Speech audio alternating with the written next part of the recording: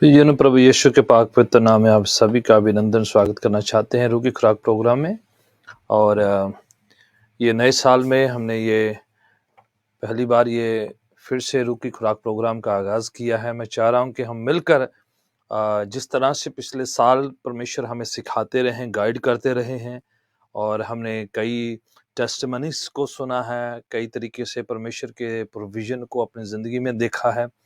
आपकी ज़िंदगी में कई तरीके से परमेश्वर ने काम किए होंगे।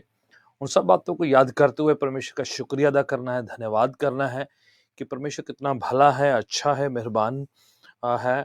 और आज एक बार फिर से हम सबके लिए बड़े सौभाग्य की बात है, आशीष की बात है कि तमाम परमेश्वर की भलाइयों को याद करते हुए, उसकी अच्छाइयों को याद करते हुए फिर से आज इस प्रोग्राम की जो रूह की खुराक के नाम से हम लोग कंटिन्यू करते आ रहे हैं, उसको हम लगातार अपनी ज़िंदगी में आशीषों को ग्रहण करते हुए आगे बढ़ाएंगे।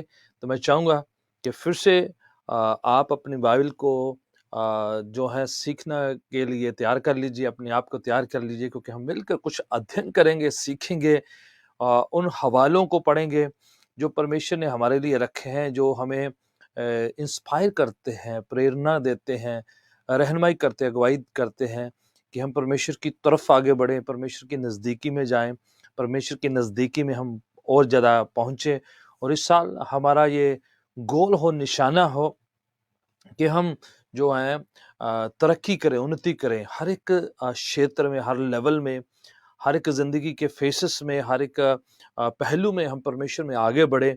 चाहे वो स्पिरिचुअलिटी क्यों ना हो, फाइनेंशियल क्यों ना हो, इमोशनल क्यों ना हो, फिजिकल बातों को लेकर हो, पारिवारिक बातों को लेकर क्यों ना हो, एनी अदर थिंग जो आपकी ज़िंदगी में आप सोचते हैं कि ये जो है स्टैग्नेंट है, रुकी हुई है और इतनी उन्नति या तरक्की नहीं कर रही है, या उसमें कुछ ग्रोथ नहीं हो रही है, उसमें आप प्रोग्रेस नहीं देख पा रहे हैं।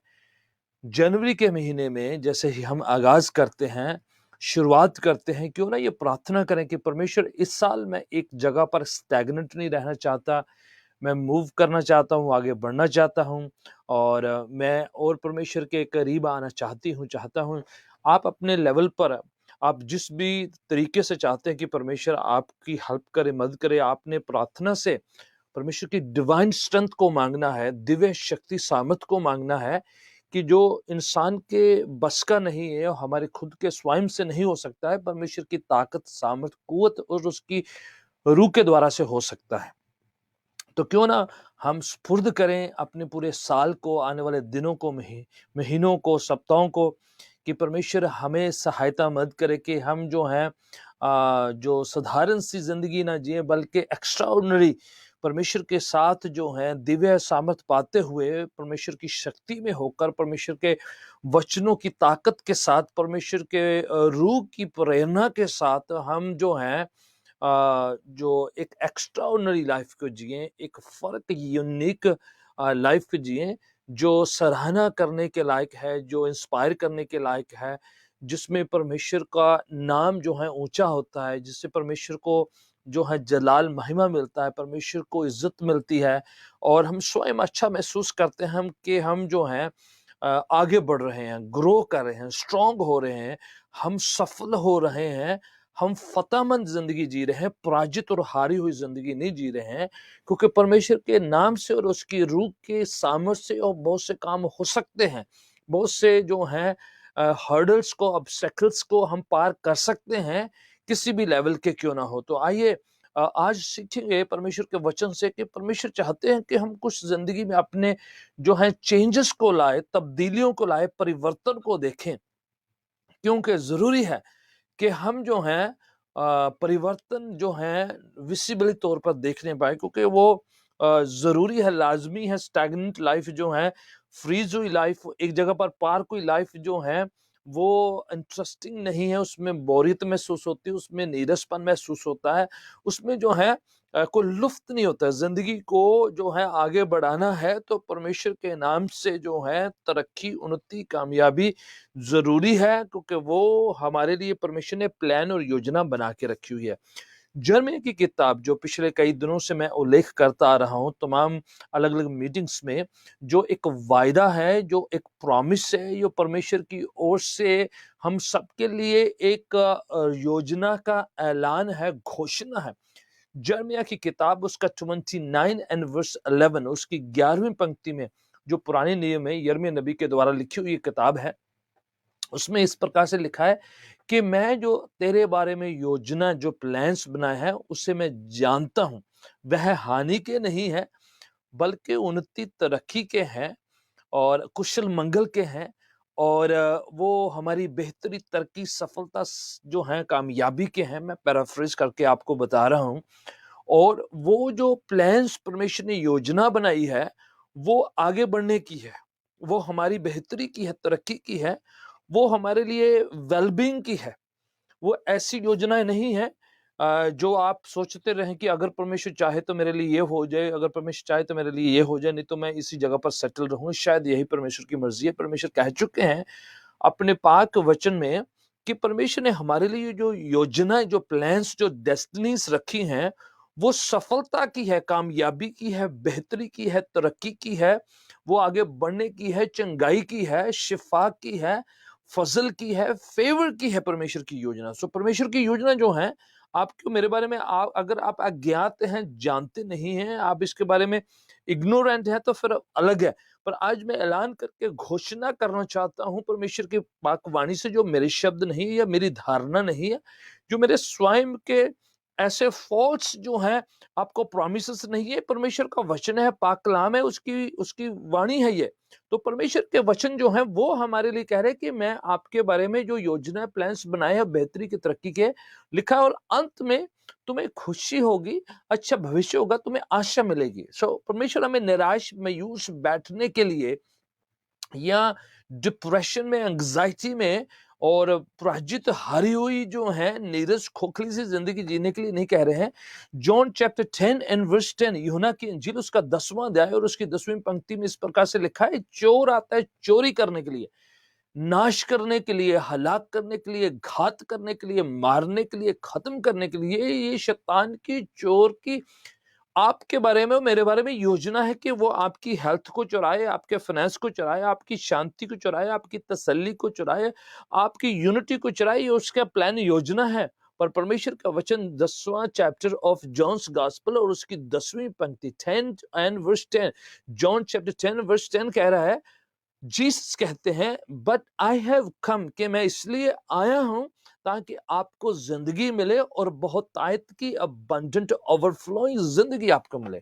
सो फिर से आपके और मेरी बेहतरी, तरक्की के लिए परमेश्वर का वचन ऐलान और घोषित किया गया है, जो प्रभु यीशु मसीह के खुद के स्वयं के शब्द हैं हमारे लिए, जो परमेश्वर को अपनी जिंदगी में उतारते हैं, इनवाइट करते हैं, अपनी जिंदगी में आने की अनुमति देते हैं। उन सबके लिए ये हवाला है, ये एक प्रॉमिस, एक वायदा है, डिक्लेरेशन है कि I have come that you might have life and life more abundantly. परमेश्वर कह रहे हैं कि मैं आपके लिए भरपूर जिंदगी, अधूरी सी, नीरस सी, बीमार सी, कमजोर सी, जो है पैथेटिक सी जिंदगी नहीं, बल्कि ऐसी जिंदगी जिसमें भरपूरी है, कसरत है, ओवरफ्लोइंग, इनफ, सरप्लस है, इंक्रीज है। ये परमेश्वर का वायदा है। तो इसलिए आप अपने आप को अपलिफ्ट करें, उत्साहित करें, अपने आप को मोटिवेट करें, अपने आप को जो है हौसला अफजाई करें कि परमेश्वर ने आपके और मेरे बारे में कह दिया है कि आप अबंडेंट लाइफ जिए, बेहतरी की, तरक्की की, ओवरफ्लोइंग जिंदगी को जिए। तो आप जो है बैठना नहीं, कमती में सेटल नहीं होना, कम में जो है आपने निराश, मायूस होकर अपने आप को वहां पर जो है पार्क नहीं कर लेना है। अपने आप को उत्साहित करना है, अपनी हौसला अफजाई करनी है, इनकरेज करना है। You and me are asked to live a abundant life with the divine intervention from the Lord Jesus Christ, so you can live that life, life of abundance, संपूर्णता की, कामिल, जिसमें चीजें होती है, जिसमें सिद्धता होती है, परफेक्शन होता है, आशीषें होती हैं, बरकतें होती हैं, सेहत होती है, प्रोटेक्शन होता है, प्रोविजन होता है, पीस होती है उसमें। ये जो जिंदगी है इंसान की स्वयं की क्रिएट करी हुई, बनाई हुई, अस्यूम कोई कल्पनाओं की जिंदगी नहीं है, बल्कि डिवाइन इंटरवेंशन की, जिसमें दिव्य सामर्थ्य शक्ति हमारी जिंदगी में आके दखलंदाजी देती है कि जो साधारण काम से हटकर असाधारण काम परमेश्वर की आत्मा हमारी जिंदगी में करते हैं, जो इंसान के खुद के बस के या खुद की ताकत से नहीं होते हैं। So those things are happens because of the divine intervention in our life. परमेश्वर की सामर्थ्य शक्ति के द्वारा से वो काम पवित्र आत्मा की प्रेरणा या उसकी हलचल से हमारी जिंदगी में होते हैं। मैं ये नहीं कह रहा हूं आप जो है ये चीज को छोड़े और वो चीज को पाए। मैं चाह रहा हूं कि आप ये बात को समझे कि let God comes in our life and let living God who is living not dead, that living God start moving and working in our life to a better and a abundant life. ऐसी जिंदगी जिसमें बेहतरी तरक्की visibly तौर पर और emotional तौर पर, स्पिरिचुअल तौर पर, फिजिकली तौर पर, फाइनेंशियल तौर पर महसूस करी जाती है, एहसास किया जाता है। ये परमेश्वर की ओर से हमारे लिए वायदे हैं। पवित्र शास्त्र बाइबल में एक और हवाला आपके लिए ऐलान और घोषित करना चाहता हूं, जो 2 Corinthians, जो पौलुस के द्वारा लिखा गया कुरिन्थियों की कलीसिया को एक खत है। 2 Corinthians chapter 3 and verse 18, तीसरा चैप्टर है, दूसरा कुरिन्थियों है। 2 Corinthians chapter 3 and verse 18 में आपके लिए पढ़ना चाहता हूं अंग्रेजी में इस प्रकार से। As God's Spirit works within us, जिस तरह से परमेश्वर का आत्मा हम में काम करता है, we are being transformed to become more like Christ. हम मसीह जैसे रूपांतरित, तब्दील, बदलते चले जाते हैं, परिवर्तित होते चले जाते हैं। ठीक है, we are being transformed, change, हम जो है परिवर्तित, बदलते चले जा रहे हैं। परमेश्वर का वचन कह रहा है परमेश्वर के काम, जो परमेश्वर की आत्मा के काम जो हमारे अंदर होते हैं, जो हम उसे करने देते हैं, as God's work spirit works in us, जैसे परमेश्वर का आत्मा हमारे अंदर काम करता है, तो हम जो है तब्दील होते जाते, परिवर्तित होते जाते हैं, कंटिन्यूली जो है बदलते चले जाते हैं। किस लेवल में बदलते हैं? सोचों में बदलते हैं, ख्यालों में बदलते हैं, विचारधारों में बदलते हैं, और सफलता संपन्नता की ओर आगे बढ़ते हैं। हम पुराने ख्याल जो हमें पीछे खींचते हैं, डाउन करते हैं, पराजित करते हैं, जो हमें बीमार कमजोर कर देते हैं, ऐसे ख्यालात नहीं, बल्कि ऐसे ख्यालात जो जो परमेश्वर के वचनों के आधार पर है और हमें अपलिफ्ट करते हैं, ट्रांसफॉर्म करते हैं, नया बनाते हैं, बेहतर बनाते हैं। ठीक है, दिस चेंज, पूरा हवाला इस तरह से कहता है, this change from one degree of glory to another, ये जो तब्दीली है एक महिमा के पड़ाव से या पद से या उस स्तर से दूसरे स्तर तक हमें लेकर चलता है, one two another. So this is like ongoing process है, ओवरनाइट वन टाइम होने वाली इवेंट या घटना नहीं है, ये लगातार होने वाली एक प्रक्रिया है, प्रोसेस है, जो लगातार ग्रोथ होती है। इट्स नॉट लाइक आपने जनवरी में कुछ रेजोल्यूशन लिए एंड देन फरवरी मार्च तक हम भूल भी गए और उसका कोई कुछ हुआ ही नहीं। This is something God begins and the Spirit of the Lord taken to a progressive level and continue to do in and around us or with us.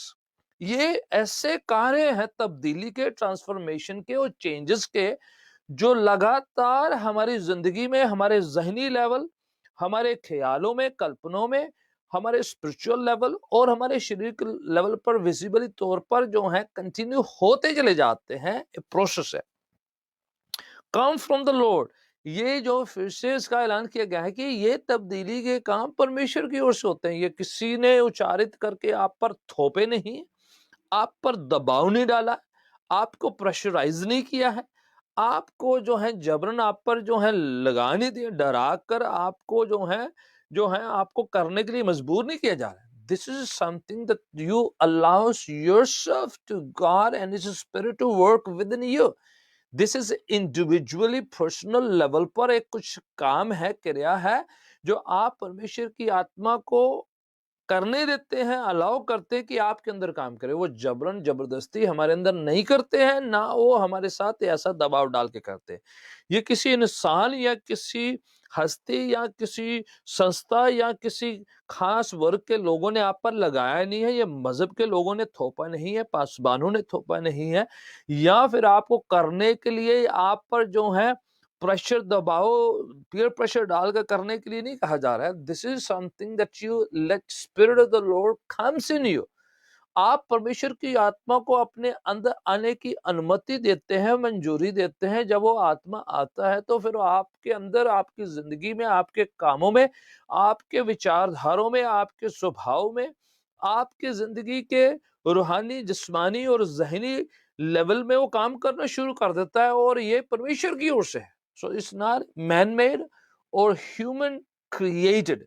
This is not a formation of human being, this is something the Lord does in us. ये परमेश्वर हमारे अंदर करते हैं और continue करते चले जाते हैं। तो ये आप और मैं अलाउ करते हैं। आपने स्पुर्द करना है, सरेंडर करना है, सौंपना है परमेश्वर की आत्मा को। God, you do in my life, I want that area of my life to be changed, to be transformed to a better way, to a better shape, to a more spiritual level, to more divine level. आप और मैं से allow करते हैं, चाहे वो financial area हो, spiritual area हो, इमोशनल एरिया, फैमिली हो, या आपका पर्सनल डिवोशनल हो। आई डोंट नो कि कौन से एरिया में आप चाह रहे हैं कि चेंज, तब्दीली, तरक्की, उन्नति, ट्रांसफॉर्मेशन आए।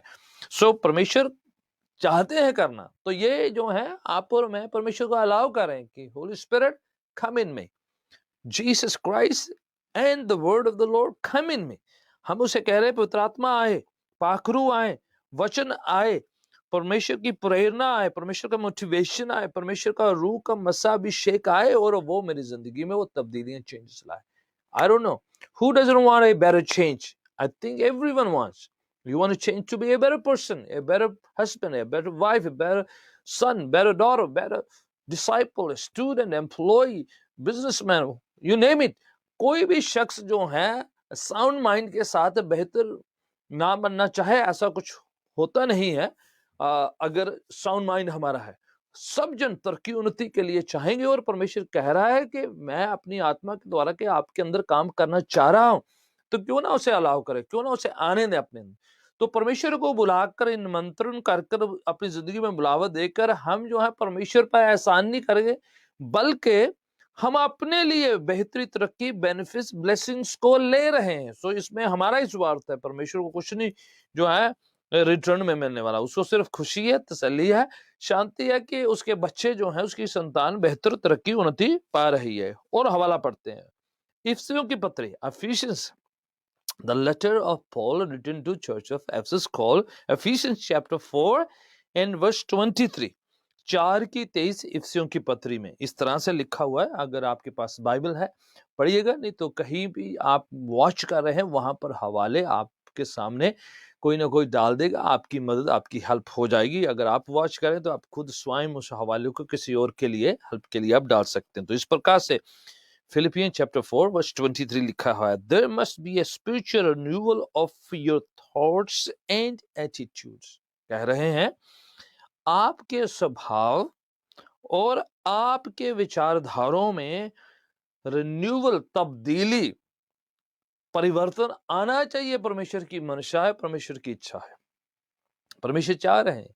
तो इसलिए आपकी बेहतरी, तरक्की जो है परमेश्वर चाह रहे हैं। हम सबके लिए सफलता, कामयाबी परमेश्वर चाह रहे हैं। परमेश्वर कभी नहीं चाहेगा कि हम निसफल रहें, नाकामयाब हो, हम पराजित रहें। सो परमेश्वर की ओर से वो चाह रहे हैं कि हम अपने स्वभाव में, एटीट्यूड में, एंड अपने जो है थॉट्स में, अपनी विचारधारों में, नजरिया में, अपने जो आइडियोलॉजी में, आपके ख्यालातों में हम तब्दील हो, बेहतर हो, अच्छे हमारे विचार हो। ठीक है, बाहरी तब्दीलियां तो हम दिखा सकते हैं, विचारधाराएं और स्वभाव अंदर का हिस्सा है, भीतर का। मजहब जो हैं, जितने मजहब बाहर से हमें चेंज करना चाहते हैं, ये पहनो, ये खाओ, ये करो, ये ना करो, इस तरह देखो, इस तरफ देखो, उधर जाओ, उधर ना जाओ। सो डूस एंड डोंट्स हैं, ये करने हैं, ये नहीं करने हैं। वो जो हैं कुछ कुछ जो हैं रवायतें हैं, कुछ कुछ बातें हैं जिस पर हमें जो है करने के लिए जो है कई बार वो बाहरी तौर पर हम पर जो है पीयर प्रेशर सा होता है। परमेश्वर हमें ऐसा नहीं चाहते कि हमसे जबरन कुछ कामों को करवा के खुश होते रहें।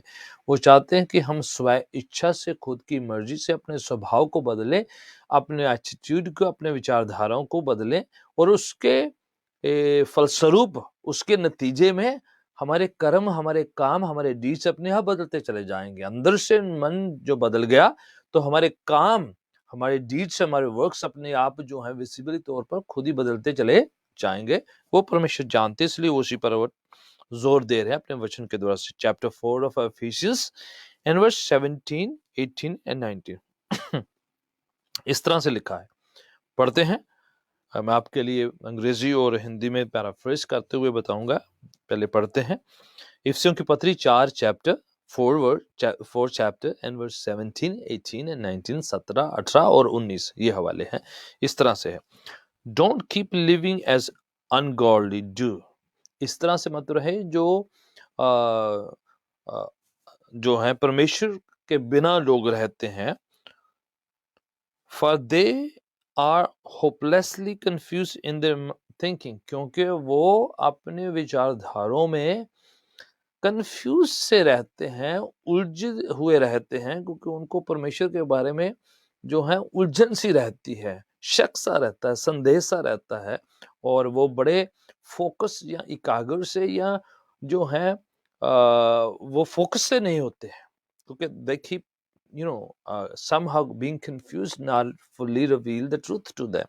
तो बोले इस तरह से ना किया जाए, बल्कि अपनी निष्ठा विश्वास को मजबूत कर लिया जाए, जो है निश्चित कर लिया जाए, स्ट्रॉन्ग बना लिया जाए, दृढ़ हो जाना चाहिए। तो पढ़ते हैं किस तरह से लिखा हुआ है, मैं आपके साथ पढ़ना चाह रहा हूँ। ऐसे लिखा है, कंटिन्यू पढ़ते हैं इस हवाले को। हाँ जी, their close minds are full of darkness. उनके जो मन है वो लिखा है अंधेरे से, अंधेरे से, close minds are full of darkness, वो अंधेरे से भरे हैं। उनका कसूर नहीं है कि वो पूरी तरीके से कुछ चीजों को देख नहीं पाते या सोच नहीं पाते या उस पर विश्वास निष्ठा नहीं कर पा रहे। वजह है रूह में, उनके भीतरी मनुष्य में, इंसानियत में डार्कनेस जो है ओवरटेक करी हुई है, भरा हुआ है। उस वजह से वो बियॉन्ड जो है देख नहीं पा रहे हैं, क्योंकि they human minds are darken by the darkness. They are far away from the life God gives because they have shut their minds and hardened their heart against Him. क्योंकि उनके मन जो हैं वो कठोर हो चुके हैं, बंद हो चुके हैं। उन्होंने अपने हृदय को परमेश्वर पर विश्वास करने के लिए जो है कठिन या कठोर कर रखा है। उन्होंने जो है बाय चॉइस जो है परमेश्वर पर ना विश्वास करने का ठाना हुआ है। बदलना ही नहीं है।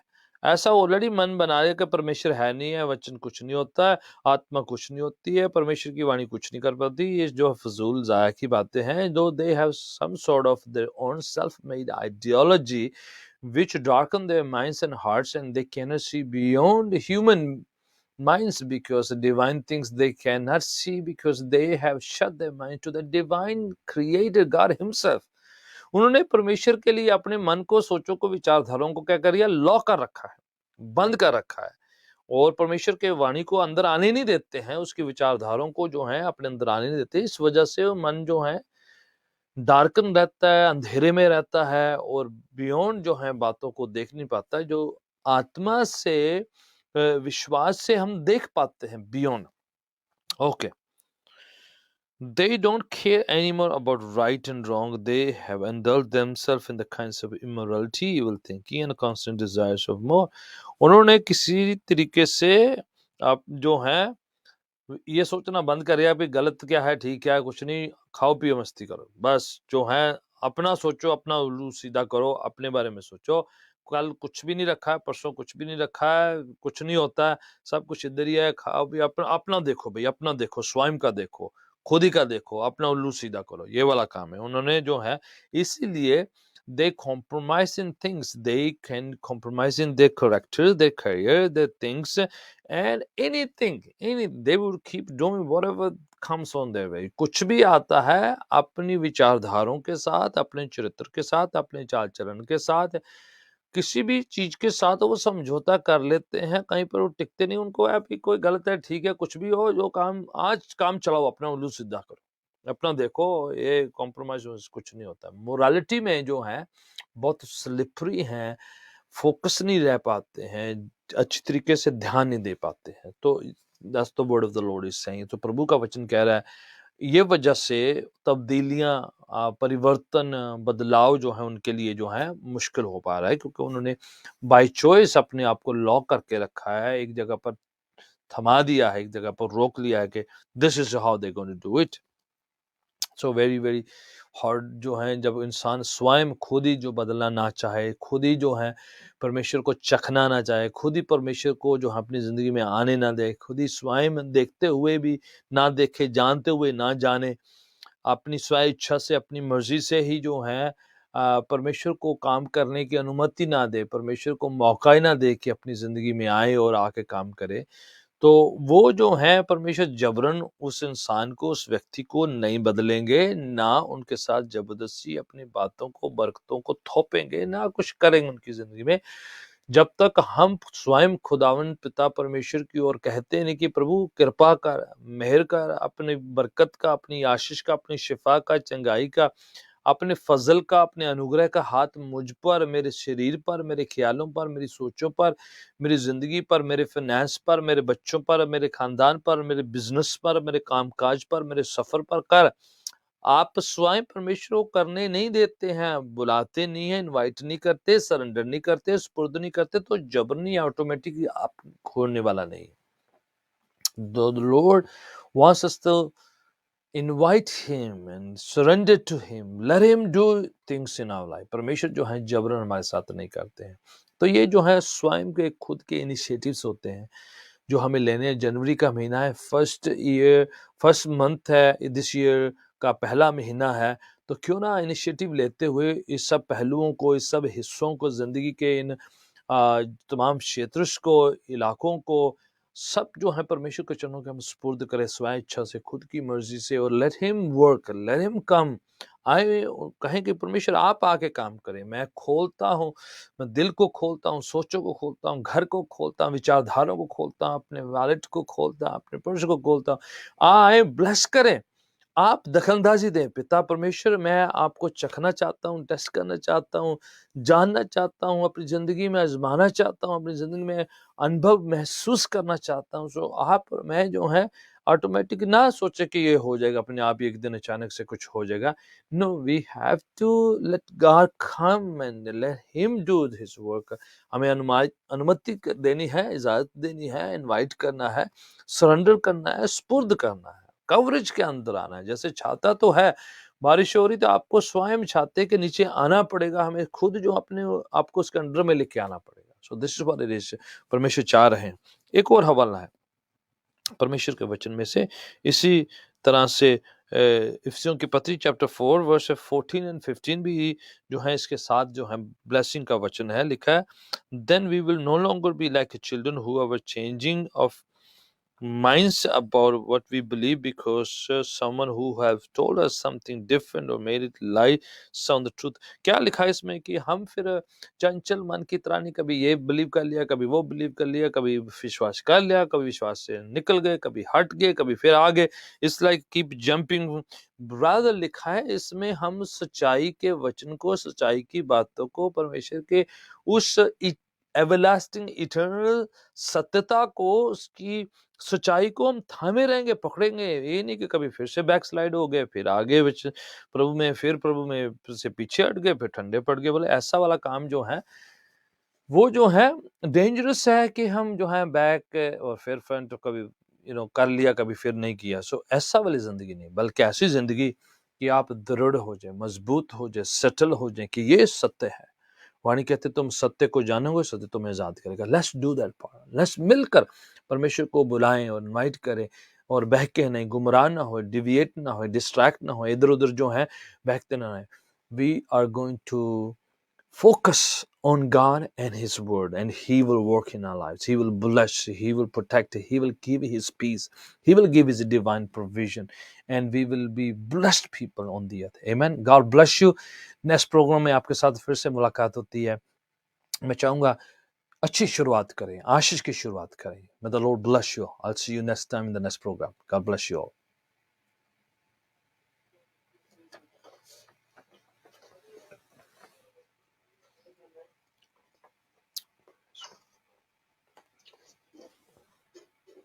Praise the Lord, church.